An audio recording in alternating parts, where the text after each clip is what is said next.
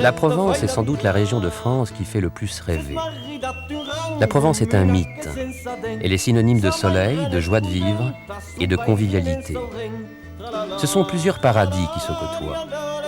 Ici, chaque jour entraîne une nouvelle découverte. L'histoire, les paysages ou les hommes sont autant de sujets d'étonnement.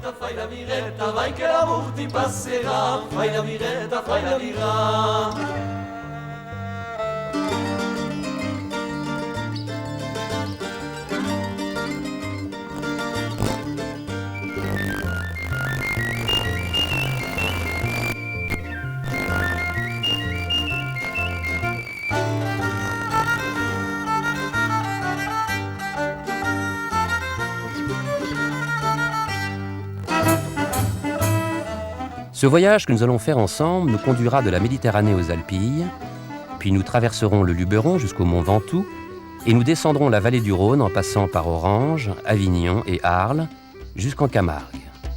Mais notre périple commence à Marseille et dans ses environs.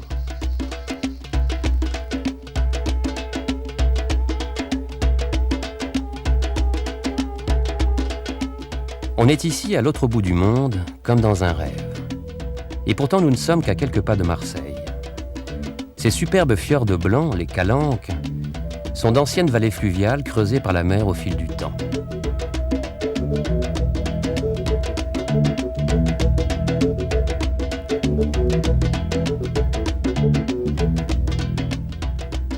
La côte provençale a toujours été peuplée, depuis des millénaires. On a découvert très récemment, à 37 mètres sous le niveau de la mer, au bout d'un long tunnel, une grotte préhistorique où l'homme vécut il y a 18 000 ans, la grotte de Cosquer.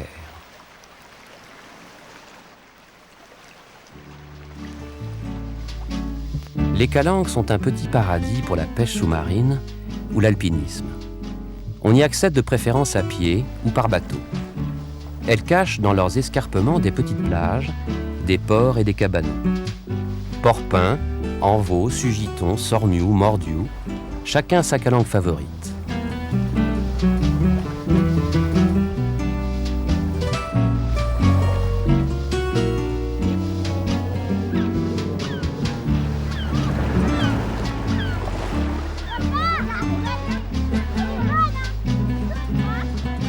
Les Marseillais protègent jalousement ce petit coin de leur cité et à plusieurs reprises ont dû empêcher diverses tentatives de promotions immobilières.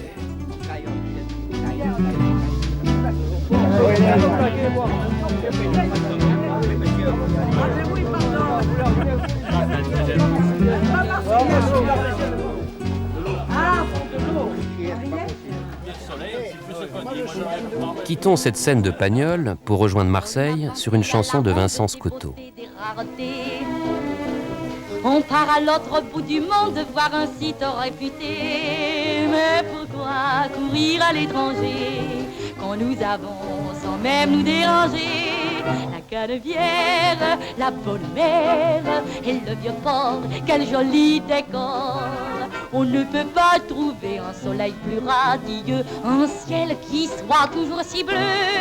Bonne mer, la Canebière, il n'y en a qu'une, elle est ici. C'est la vraie gloire du Midi, mais oui. On a beau dire qu'on exagère, il n'y a rien sur terre qui vaille notre beau pays. C'est 1,5 kg. Allez la rivache. Vous allez acheter les vivants au prix des morts. Ça bougerait pas si vous conseillez. On n'a pas l'aquarium. Allez, la bouillabaisse vivante. Les tranches épaisses. Marseille, capitale de la Provence, deuxième ville de France, est l'une des 3 plus importantes zones portuaires européennes. Mais ça vous rend bien plus joyeux. Bonne mère, la cuisinière, en y goûtant, s'en lèche les doigts. On en reprend 2 fois, 3 fois. Adossée à ses remparts naturels, méditerranéenne plus que française, elle tourne le dos au reste du pays. Mais elle est bien présente dans notre cœur pour sa beauté et pour ses clichés bien agréables.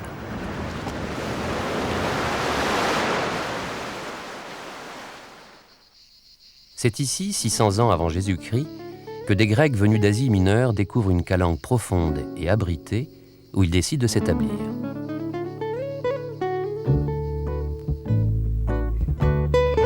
Le Panier, c'est le Marseille des origines. C'est là que se sont installés les premiers arrivants. Une partie de sa voirie date de l'Antiquité et son tracé de l'époque médiévale.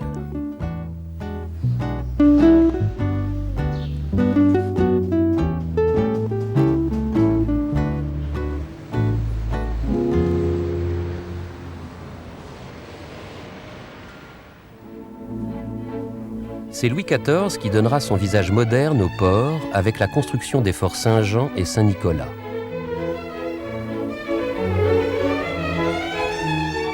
L'hospice de la Vieille Charité, construit par Puget à la même époque, est un bel exemple d'architecture baroque.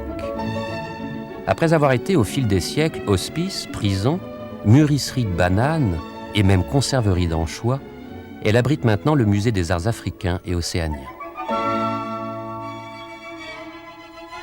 Jusqu'au XVIIIe siècle, Marseille restera une grosse bourgade à l'ouest du Vieux-Port. Et puis c'est le XIXe siècle, l'aventure coloniale de la France et le développement de la navigation à vapeur. Et là, Marseille prospère et explose hors de ses murs, conquiert tout le terroir et envahit la vallée.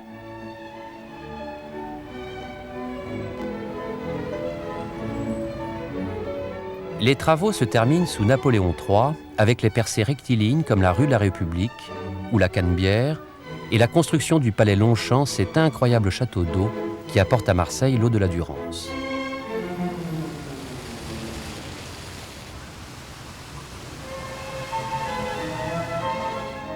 Enfin surgit l'imposante gare Saint-Charles qui permet de relier efficacement le premier port de la Méditerranée à la capitale et à l'ensemble de la France.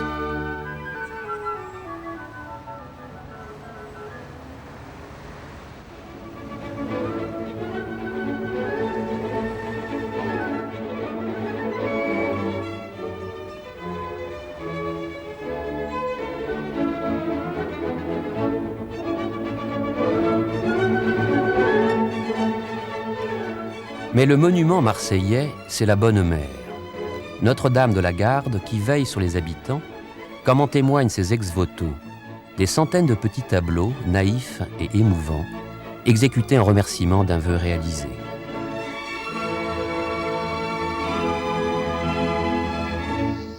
Quittons Marseille pour une région toute proche et pourtant peu connue, le désert de la Crau. L'ancien delta de la Durance, qui avant d'être un affluent du Rhône se jetait dans la mer, est devenu cet étrange désert de pierre.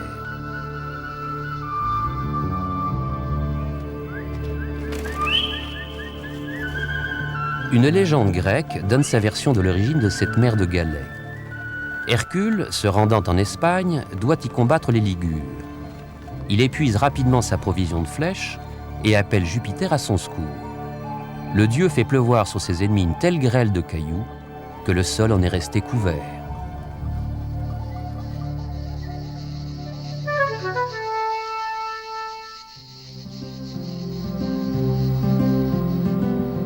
En remontant le Rhône, comme le faisaient autrefois les pirates, nous atteignons Tarascon, ville de la mythique Tarasque, le monstre vaincu par Sainte Marthe et du non moins légendaire Tartarin.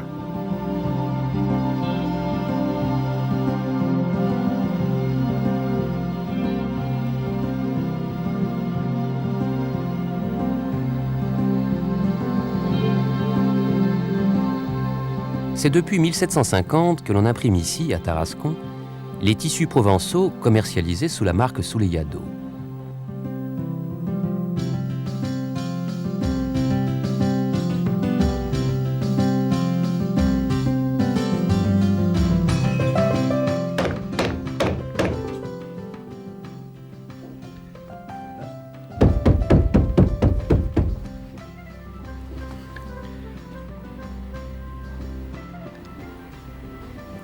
Et vous avez autant de planches que de couleurs. Et voilà la magie.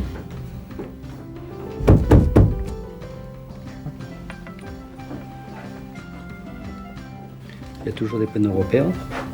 Alors là, je vais reprendre l'un pour vous faire voir le raccord.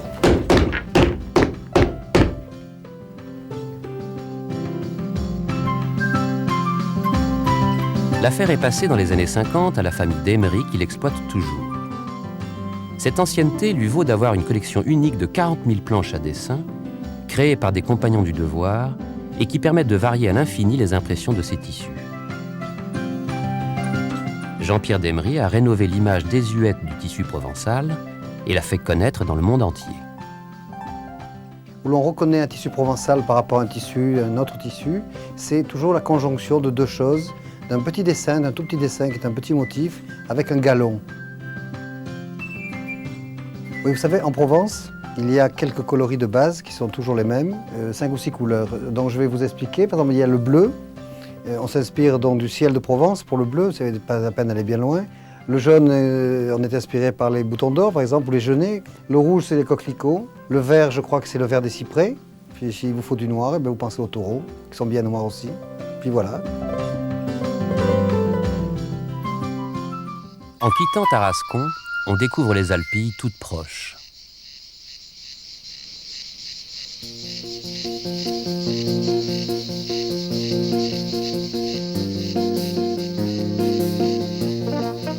Les Alpilles nous font songer à quelques paysages de Grèce ou d'Italie.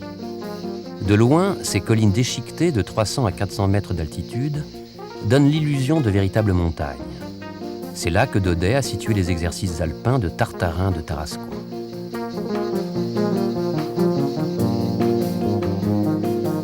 Les Baux ont donné son nom à la bauxite, minerai extrait dans les alentours où l'on trouve aussi des carrières de pierre tendre et blanche qui convient parfaitement à la sculpture. Dans le passé, les Baux de Provence étaient une prestigieuse ville fortifiée. Les seigneurs des Baux seraient, dit-on, les descendants du roi mage Balthazar. Mais la Provence est un pays de légende, et comme le disait l'écrivain provençal Jean Giono, qu'importe qu'une histoire soit vraie, du moment qu'elle est belle. Les Alpilles sont réputées pour la qualité des olives cultivées autour des Baux et de Mossane. L'olivier, depuis l'Antiquité, c'est la richesse et le symbole du monde méditerranéen, parfaitement adapté au climat sec et chaud. Depuis 3000 ans, il pousse en Provence, apporté par les Grecs du Proche-Orient. Productif tous les 2 ans, l'olivier peut devenir plusieurs fois centenaire. Il faut au moins 6 kg de fruits pour obtenir 1 litre d'huile d'olive. Elle donne sa saveur moelleuse à la cuisine provençale et c'est aussi la matière première du vrai savon de Marseille.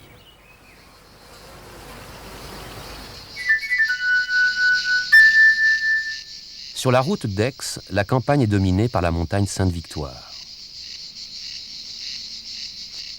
Cézanne, natif d'Aix, ne put jamais rester longtemps éloigné de son pays. Vers la fin de sa vie, il exécuta nombre de tableaux, une soixantaine, de différentes perspectives de la montagne.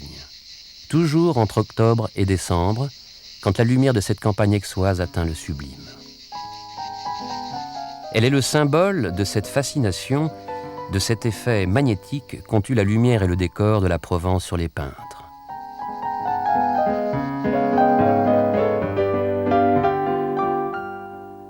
Van Gogh écrivait à son frère Théo « Ce qui me frappe ici, ce qui fait que la peinture est pour moi attrayante, c'est la transparence de l'air.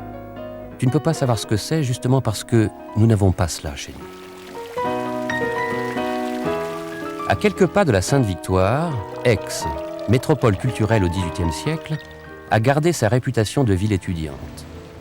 Son université, créée au XVe siècle, a été la première université de Provence. Le raffinement de ses hôtels particuliers et de ses fontaines rappelle la prospérité qu'Aix a connue au siècle des Lumières. Son festival draine les amateurs d'art lyrique du monde entier.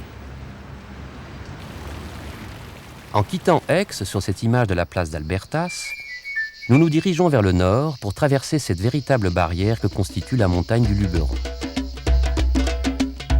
Le Luberon, comme on dit ici, a longtemps été isolé des grandes routes.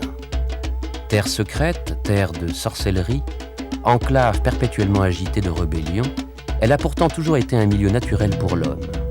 Elle est habitée dès la préhistoire. Dans ce pays, l'âpreté du climat se reflète dans la rudesse des caractères. La Provence d'en haut est glaciale en hiver, torride en été. Et le Mistral qui s'engouffre en hurlant dans la vallée du Rhône rend même les chiens fous. Le parc naturel régional du Luberon, longue chaîne de montagnes basses, possède une grande variété d'espèces animales et végétales. Plus de 1000 espèces de papillons sur les quelques 2000 connus en France.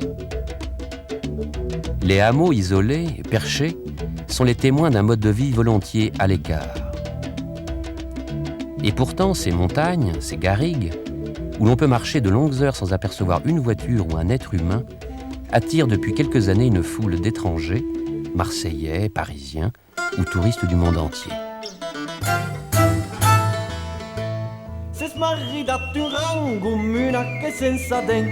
Sa mairena és contenta, son pairen en seu ren. Tralala, tralala, ligandole sin marido. Tralala, tralala, ligandole son marido. Vai che l'amor ti passerà, fai la viretta, vai che l'amor ti passerà, fai la viretta.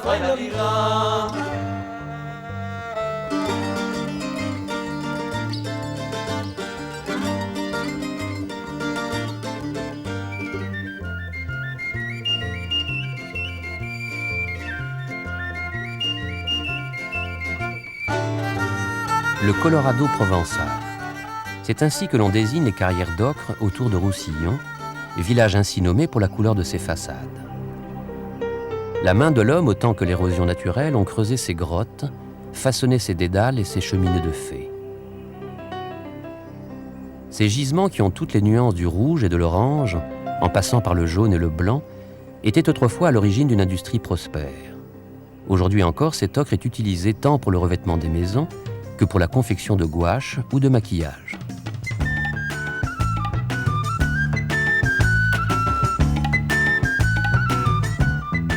Non loin de Roussillon, à Grand-Bois, nous avons eu la chance de rencontrer Pierre Graille, un centonnier des plus réputés, car ces santons ne sont pas moulés, mais façonnés dans l'argile comme au XVIIe siècle. Comment je suis devenu centonnier? Je crois que je suis né centonnier. On ne le devient pas. Et puis j'étais enfant de chœur d'un vieux curé qui était un des plus grands centonniers de Provence. Et quand je lui avais servi la messe, il me recevait dans son atelier. Et il m'a donné le goût du santon. Voyez-vous, si vous voulez, il m'a donné l'idée que le santon, c'était quelque chose de sacré en Provence. Il y a moi, quand j'étais jeune et beau, là-bas, il y a ma première femme, mes 3 filles, mon père qui est mort à la guerre 14, ma grand-mère, et puis le frère de mon père, d'ailleurs, qui jouait à la pastorale, il jouait Jordan. Il me semble que je le revois encore.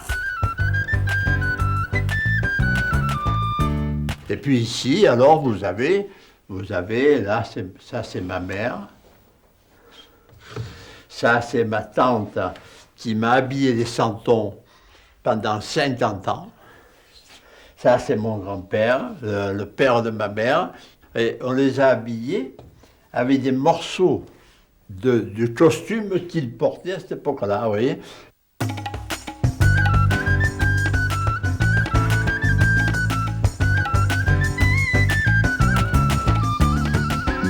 Un peu plus au nord du Luberon, découvrons Sénanque.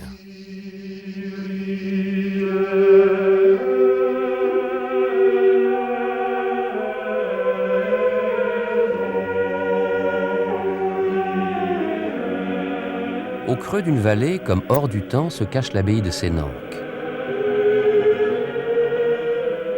Cette abbaye cistercienne a été bâtie au XIIe siècle et elle est toujours régie par la stricte règle de Saint-Benoît. Dans cette architecture romane exemplaire, on ne trouvera pas la moindre fioriture, ni bas-relief, ni sculpture. C'est un lieu exclusivement consacré à la prière. Si on peut aujourd'hui la visiter, les moines qui y vivent restent invisibles. Ils sont en prière dans leurs cellules, ou peut-être dans les champs, récoltant le miel ou cultivant la lavande. La lavande, c'est le parfum de la Provence.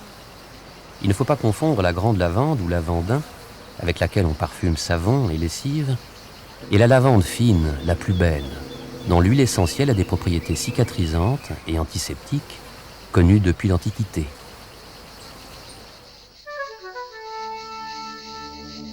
Fontaine de Vaucluse, véritable bain de fraîcheur dans cette Provence d'en haut, doit son nom à sa situation géographique. Vallis Claosa, la vallée close ou Vaucluse.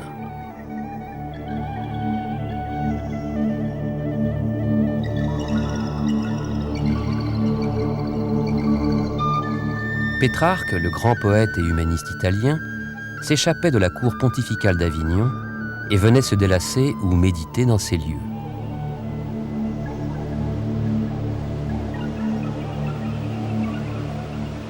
La résurgence des eaux de la Sorgue est une des plus fortes au monde et son origine a longtemps été mystérieuse. Aujourd'hui, on pense qu'elle est due à l'accumulation d'eau de pluie qui forme un fleuve souterrain dans l'enchevêtrement des galeries calcaires du plateau du Vaucluse. Depuis le XIXe siècle, on tente de sonder le fond du gouffre d'où surgissent les eaux bouillonnantes. La dernière exploration a été faite à l'aide d'un petit sous-marin équipé d'une caméra qui a atteint 308 mètres de profondeur.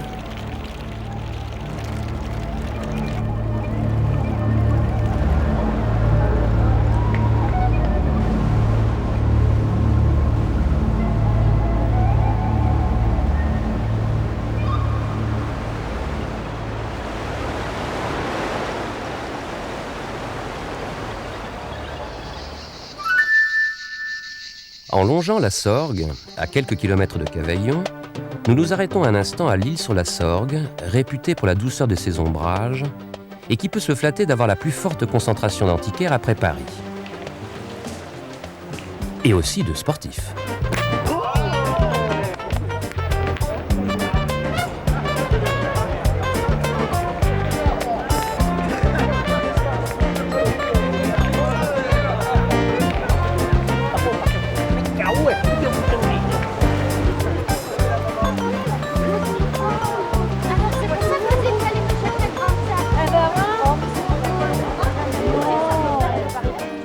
Patrie de René Char, l'île sur la Sorgue est aussi baptisée la Venise provençale. Son marché, baigné de fraîcheur, nous conduit tout naturellement chez Robert Emoni, restaurateur à Viens, qui nous donne à sa manière une première leçon d'initiation à la cuisine du pays. Nous allons préparer un des plats les plus typiques de la Provence, qui est l'aioli. L'aioli, c'est une émulsion d'ail et d'œuf et d'huile, évidemment. Et ce faisant, nous allons vous entretenir un certain temps de la cuisine provençale. La cuisine provençale est une cuisine de terroir, c'est-à-dire qui utilise les produits de la terre d'où elle vient.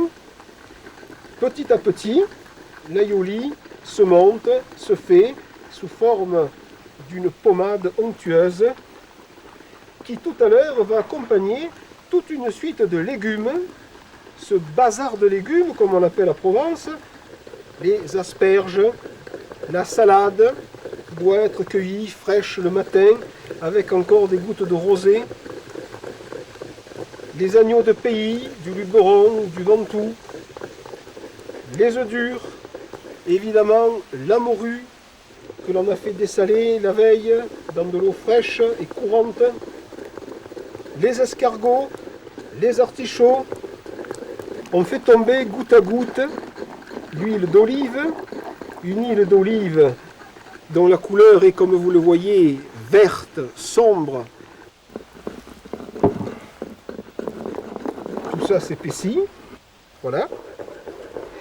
Et on se rend compte qu'un aioli est bien monté lorsque, à la fin, on plante le pilon et qu'il reste dedans droit. Aux abords de Viens, le village de Robert et Moni, on trouve comme à Gordes de véritables petits hameaux de bories. Comme les dolmens ou les menhirs, l'origine des bories fait l'objet de nombreuses suppositions. Ces sobres abris faits de pierres plates, empilées, sans le moindre liant, servent aujourd'hui de refuge pour les bergers au moment de la transhumance. Mais quelle est leur origine? On suppose que ces petits villages étaient réservés aux plus pauvres et aux marginaux. Dans ces garrigues, nous avons rencontré Pierre Bresque, apiculteur passionné et amoureux de son pays. L'autre jour, j'ai trouvé un tout petit bourdon, là, un de ces ravissants bourdons, là, avec le maillot rayé. Je l'ai mis là, au-dessus de la toiture pour qu'il se réchauffe, il était tout gelé de froid. Ça, c'est la visite. C'est la visite qu'il faut faire au sortir de l'hiver, au printemps. Voilà. Vous voyez, regardez ça. Hein? Là. Sans empumoir, on ne peut pas toucher une ruche. Tout de suite, c'est l'instinct de défense. Elles croient à un incendie de forêt ou autre. Et tout de suite, elles vont s'occuper de sauver l'essentiel, elles vont s'occuper de la ruche et elles ne vont pas s'occuper de l'agresseur. Hein?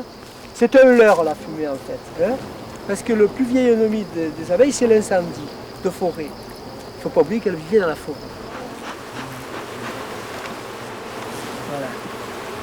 Voilà. Là, c'est une ruche qui est pleine de miel. Énormément de miel. C'est des cadres qui contiennent à peu près 2 kilos, là. Rien au degré de coloration des miels, je sais d'où ils viennent, quoi.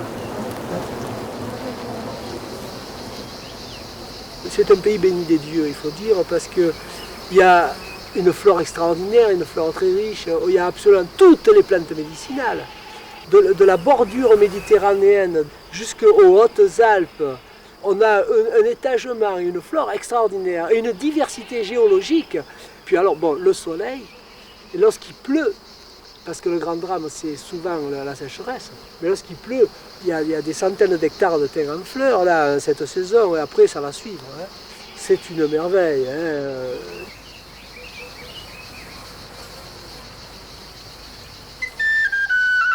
En Provence, le mont Ventoux fait figure de géant avec ses 1909 mètres de hauteur. Il a une terrible réputation. N'est pas fou qui y monte, mais fou qui y retourne. Et pourtant, le mont Ventoux a été escaladé depuis toujours et par tous les moyens.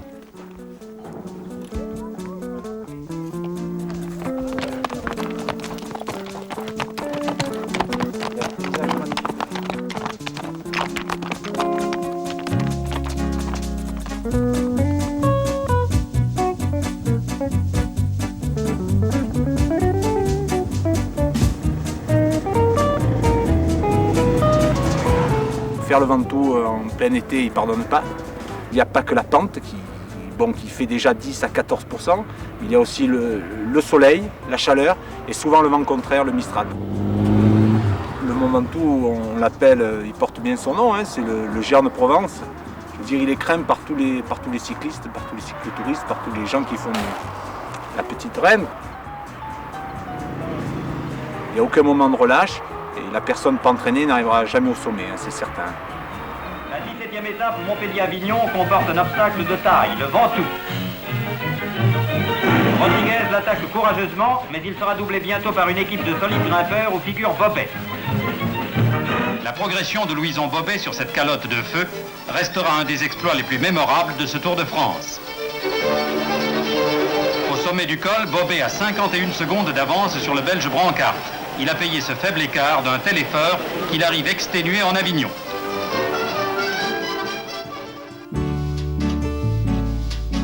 Pétrarque, le grand poète, fait en 1336 la première ascension officielle.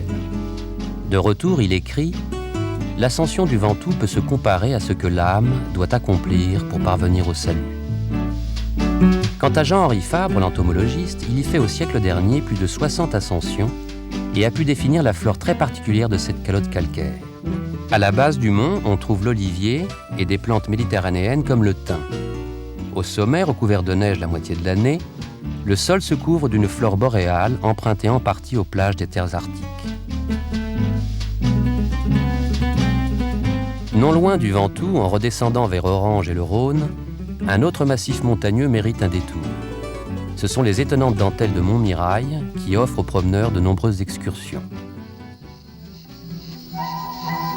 C'est à Orange que la culture romaine a laissé ses marques les plus profondes.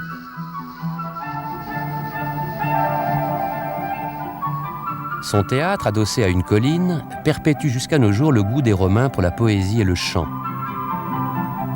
La plus belle muraille du royaume, disait volontiers Louis XIV.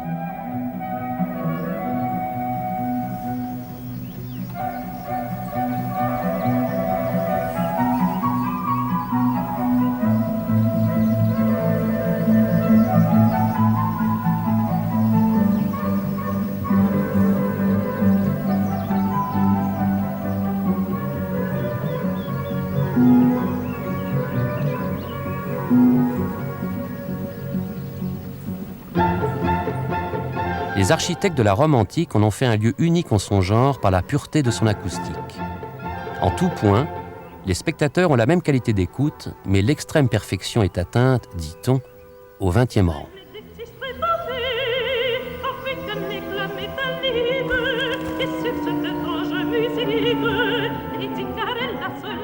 Depuis le siècle dernier, il sert de cadre aux manifestations lyriques des chorégies d'Orange.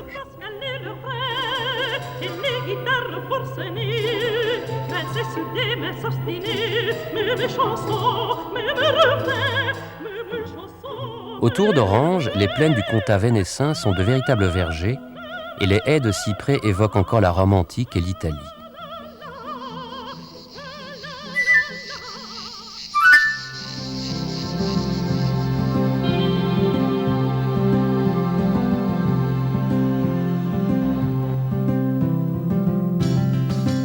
La ville du fleuve et du vent violent.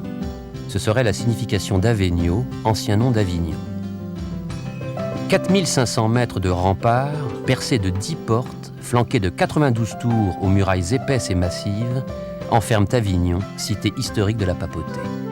Cette forteresse d'allure militaire abrita naguère une cour florissante et cultivée.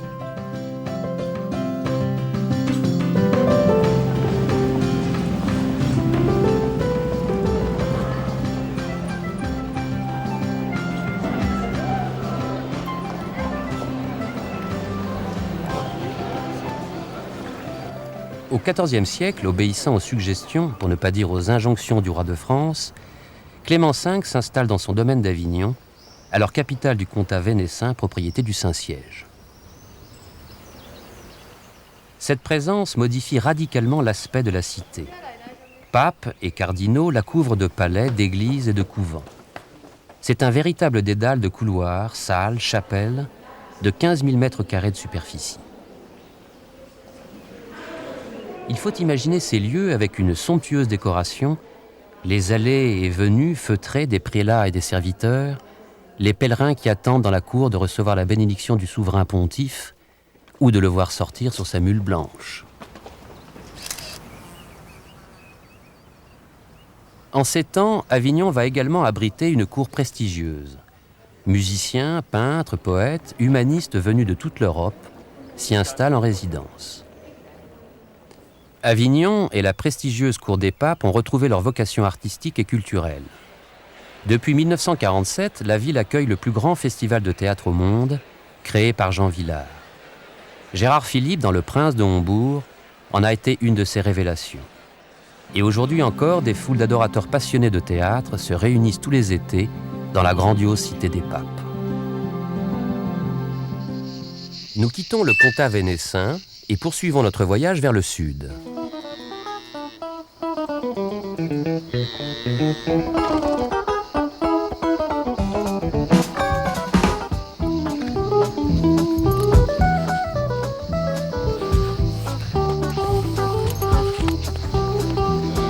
C'est gourmand ça. En descendant vers Arles et la Camargue, nous avons rencontré René Coudert qui nous a fait partager sa passion des chevaux et des taureaux. Il nous a surtout beaucoup parlé de rasettage, véritable engouement local. Voilà.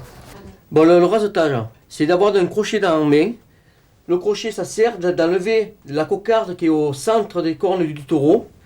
d'enlever les glands, ces 2 pompons blancs là qu'il y a, et d'enlever les ficelles qui sont aux 2 côtés des cornes du taureau.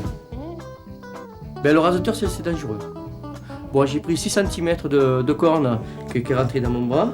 Et le lendemain, comme il me fallait recourir, que j'avais des engagements, j'étais obligé à re-raseter avec mon bras troué.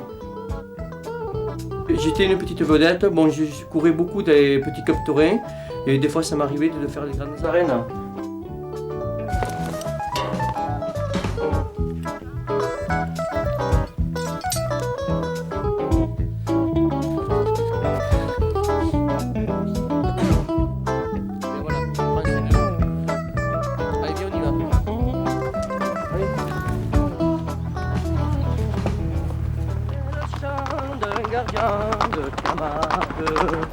Belle fille, attendez son retour.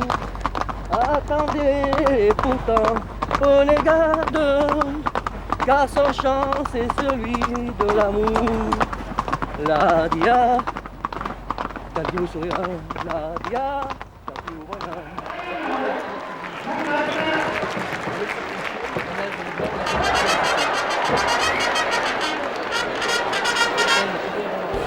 Allez, avise, hein, que t'ailles sans moi celui-là. Allez, ta gauche, maintenant le taureau.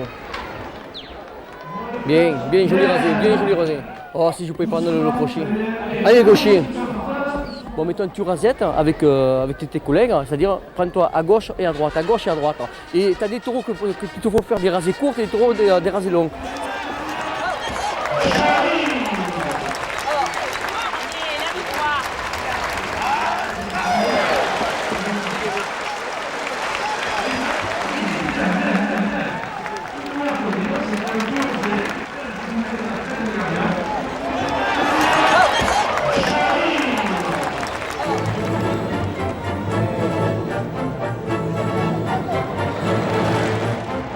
Plus près de la barrière. Rentre. Arles, porte de la Camargue, est la commune la plus étendue de France. Ancien établissement grec fondé après Marseille, Arles devient à l'époque romaine un important carrefour sur la Via Domitia qui reliait l'Italie à l'Espagne. Son amphithéâtre est édifié sur une vaste plateforme de plus de 10 000 mètres carrés, taillée à même la roche. Grâce à un ingénieux système de galeries et d'escaliers, l'évacuation de ces 20 000 spectateurs pouvait et peut toujours se faire en un instant.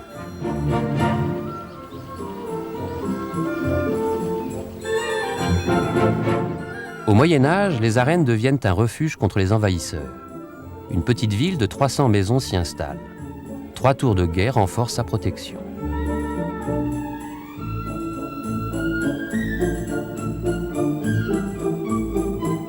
Les promenades en Arles ne manquent pas.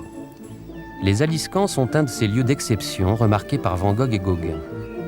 Cette nécropole romaine est la plus importante d'Occident.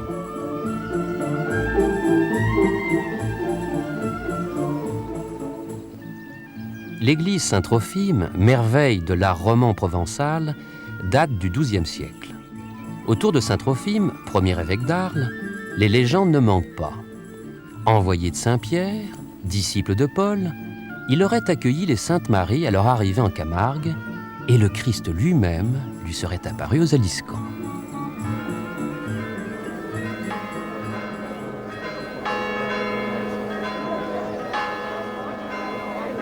Les fêtes en Arles et dans la Provence tout entière, pèlerinages, fêtes votives, fêtes patronales, pastorales, dépassent le cadre de l'amusement ou du folklore. Elles sont innombrables et mêlent la force de la tradition à la dévotion religieuse.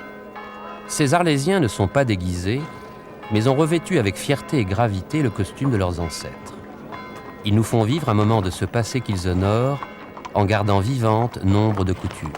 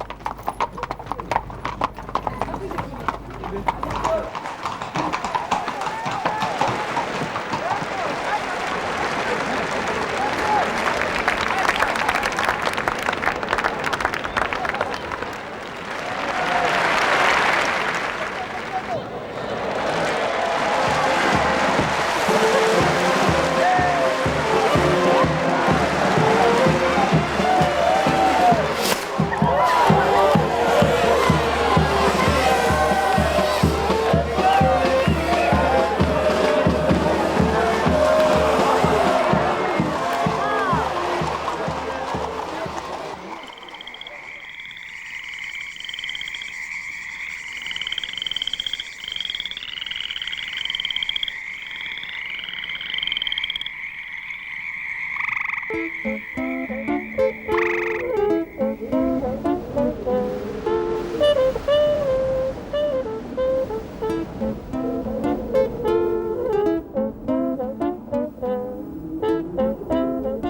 petit matin, aux portes d'Arles, la Camargue s'éveille. La rencontre des eaux de la mer et du Rhône, mais surtout la main de l'homme ont créé ces paysages de bout du monde, entre mer et ciel. Étangs, marais, canaux, lagunes, marécages parcourus de flamants roses et autres oiseaux migrateurs, rizières, s'ensouir, ces zones de végétation basse qui poussent sur le sol salé et sont le domaine des troupeaux, camels, ces montagnes de sel au bord des marais salants. Tous ces aspects de la Camargue cohabitent harmonieusement. La création du parc régional a renforcé la protection du site et des espèces animales.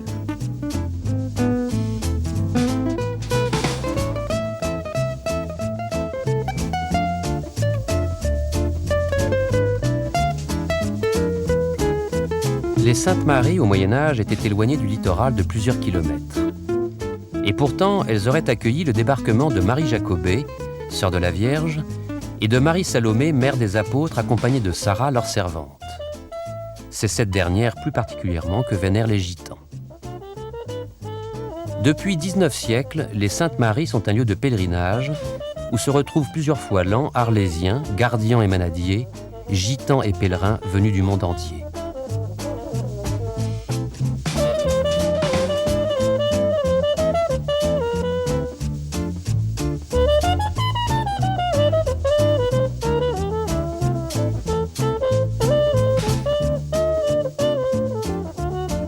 La fin de ce premier voyage approche et les manadiers nous ont permis de vivre avec eux un dernier moment de cette Provence, riche en images, légendes, souvenirs, traditions, riche en beauté, parfums, musique et surtout en dépaysement.